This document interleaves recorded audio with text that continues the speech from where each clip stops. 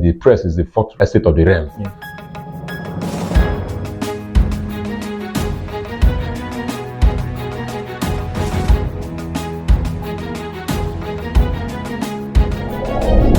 Hello, welcome to Noble TV. I'm Gray Admona, and today we're looking at the post-tribunal verdict roles of the press to fix its normal critical gaze on this topic and development. Is Comrade Augustine Omilu. You're welcome to the program. Thank you very much. Okay, so the expectancy of the system. Will I say it has died? It has not, but somehow something like an easy calm since the tribunal rolled out its verdict. That was last week. Yeah. So, what do you think is the role of the press? With regard to this development that appears to have shaken the foundation of the democratic process. Yes, I will respond to your question because none of the parties have actually appealed so far. So we're not discussing officially. So we're not discussing something that is already in court. Now, yes, taking it off from there, I think the rules of the press, because we often say that the press is the fourth estate of the realm. Yeah. I think I was asking you a while ago, and you told me that the first and second, third estate of the realm include the executive, the judiciary, and the legislature. Yes, the first is the legislature. Yeah, okay. Now, the fourth estate of the realm is actually the press. Yes. And the press actually determines how meaningful whatever transpires between the executive, the legislature, and the judiciary, how meaningful they are. Because without the press, if you like, go to the House of Assembly and be playing music, nobody will know about it. Exactly. Go to the executive and be sleeping as a governor, nobody will know about it. No. The same thing goes for the judiciary, nobody knows about it. So now, for the press, as far as I'm concerned, the responsibility of the press is to now educate Nigerians without bias.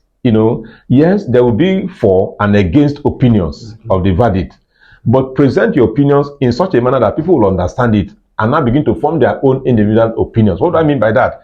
The press is not supposed to be biased, in assessing the judgment of the court.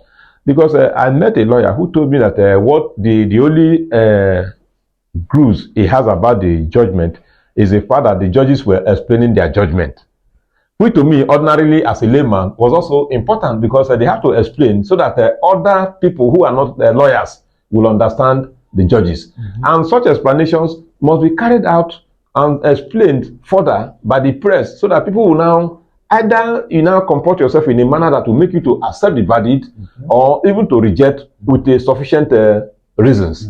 So for me, that should be the role of the press, making sure you present a balanced report of the proceedings in court and the final judgment. Okay. Now the press is not an impersonal organism. The press is made up of two dimensions. Yeah. You have the private media and the public, the media that is actually sustained, with the taxpayers' money. Okay. Which one do you think will be more critically involved in developing something like an independent postscript rather, regarding the development? Yes, all of them have their roles to play because if you see the inclination of the public media, that is those that are owned by government, if you see the way they reason, when you see an organization now that is owned by the government, you can't expect them to be so hard on their payers, on their salary payers, But from the private perspective, when you know that you don't have anything to lose, the government does not have control over you. So that is why two of them must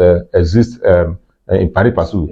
So if the government media are always saying yes to whatever comes from government, the private media will act as a kind of counter attack on that. But it's left for the audience, that is the public now, to begin to now understand from whatever perspective these people are bringing their information.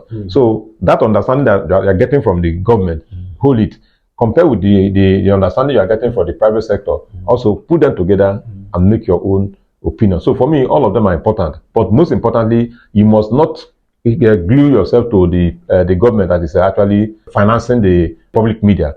Also look at what the private media is also saying, because the private media appear to be saying something that they don't have anything to gain or lose if they say the truth. Okay.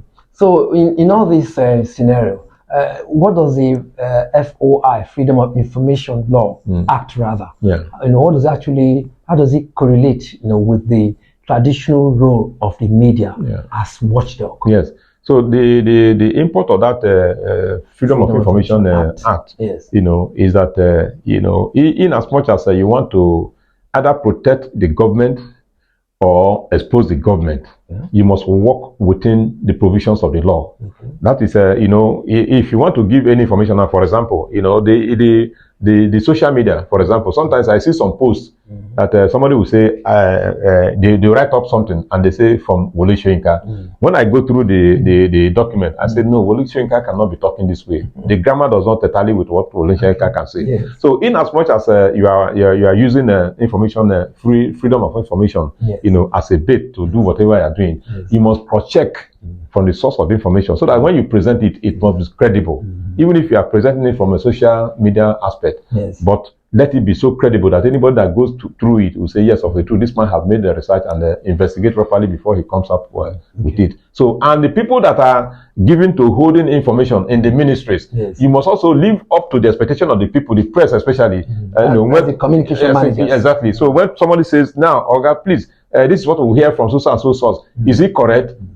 You should be ready to say yes or no with some reasons to back up your position, so that the press will be able to now project you appropriately or project the government appropriately. Okay, so before we round off, how do you see the contemporary Nigerian press, tutoring the political system to that level of maturity and function that we associate with, a country, that is actually ready for development and joining the rest of the world? Yes, the Nigerian press is also suffering from other malnutritional ingredients that are inbuilt into our economy.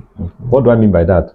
It's apart from Tribune, The Punch, This Day Now, and the Guardian newspaper, and of course the Vanguard. These are newspapers that have stood over time and are surviving still.